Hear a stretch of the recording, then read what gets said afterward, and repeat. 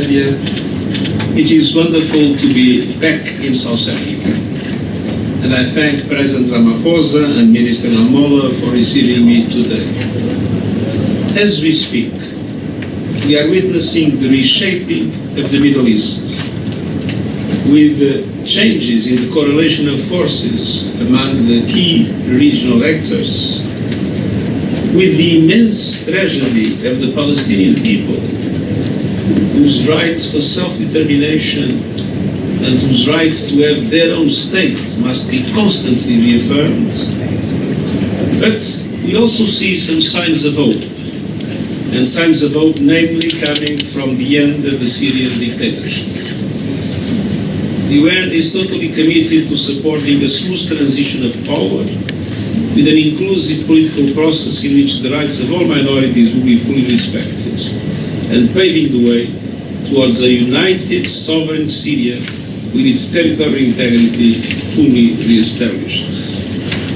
My special envoy, Geir Pedersen, is engaging all key actors to contribute to these objectives, and I fully trust the Syrian people to be able to choose their own destiny.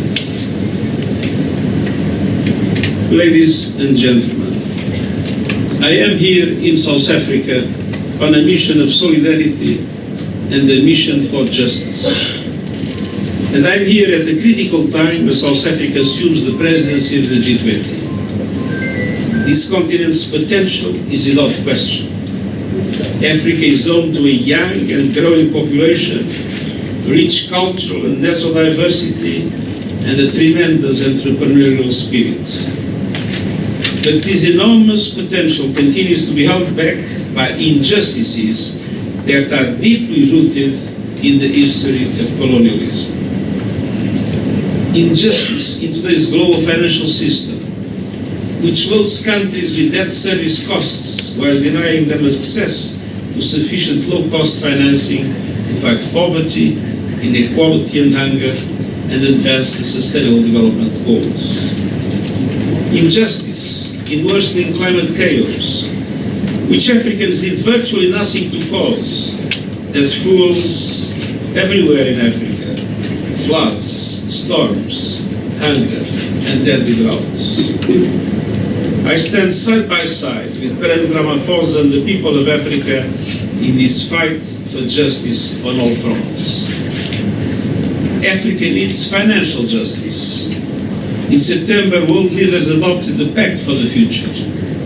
And the Pact includes commitments for ambitious reforms to make the international financial architecture representative of today's global economy and put the needs of developing countries front and center. It calls for action to move forward with an SDG stimulus, to substantially increase the lending capacity of multilateral development banks, to make them bigger, bolder, and better to support developing countries, and to mobilize more international and domestic resources, public and private, for vital investments. Last week, I appointed a group of leading experts to galvanize international support for action on debt, and I'm delighted that Trevor Manuel will be part of this important work. Second, Africa needs climate justice. The continent stands on the front lines of the climate crisis. Despite causing minimal emissions, climate change is pummeling your people and pounding your economies. Africa is warming faster than the global average. We must limit global temperature rise to 1.5 degrees Celsius to stop this crisis from spiraling even further out of control.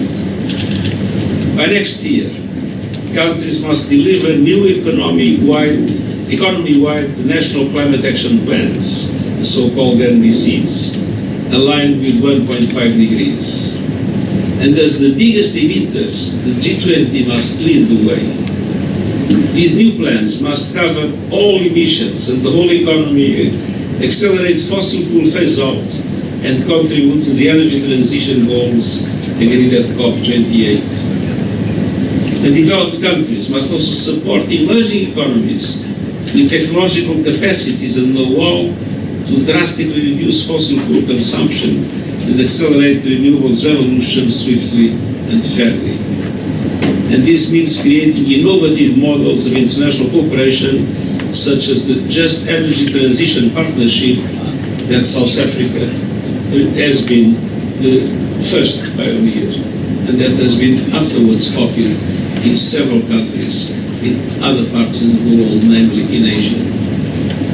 And this also means developed countries fulfilling their finance commitments by keeping their promise to double adaptation finance and meaningfully contributing to the Loss and Damage Fund. There is a story that not many people know. When the Loss and Damage Fund was created, there were a few pledges.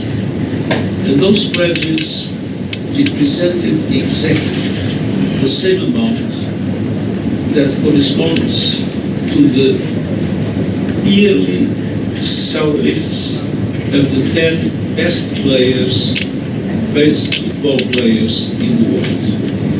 This gives an idea that when we talk about loss and damage fund, we must talk about serious things. This example shows that there is a lot that must be done to make sure that the loss and damage fund effectively supports developing countries. Throughout the world must help Africa build green economies anchored in renewable energy. It is an absurdity that Africa is home to 60% of the world's best solar resources, but only 2% of global investments in solar power. We must change this, and we must ensure that Africa's critical mineral resources that can power the renewables revolution worldwide benefit Africans first and most. We cannot repeat the mistakes of the past. The UN panel on critical energy transition minerals, co-chaired by South Africa, identified a set of principles and recommendations to empower communities, create accountability, and ensure that clean energy drives equitable and resilient growth with maximum added value for producing countries, instead of exporting raw materials with very low value. Africa also needs technological justice.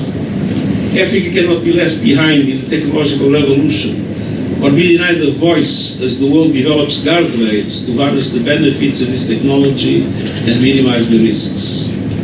Artificial intelligence is a perfect example. The Global Digital Compact, adopted in September, includes the first universal agreement on AI governance that brings every country to the table. It calls for an independent international scientific panel on AI and initiating a global dialogue on the governance within the United Nations.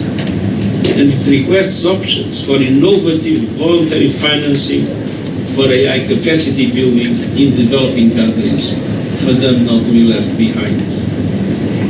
And fundamentally, Africa also needs the justice that only peace can bring. The United Nations will keep working to prevent and defuse the conflicts that plague the continent in close cooperation with African regional organizations. This includes the nightmare in Sudan. We need all parties silencing the guns and committing to a path towards sustainable peace and accountability for the Sudanese people. We also strengthen our collaboration to advance human rights and counter terrorism, as well as violent extremism. The UN Security Council's recent resolution to support African-led peace operations is a welcome step towards strengthening our partnership.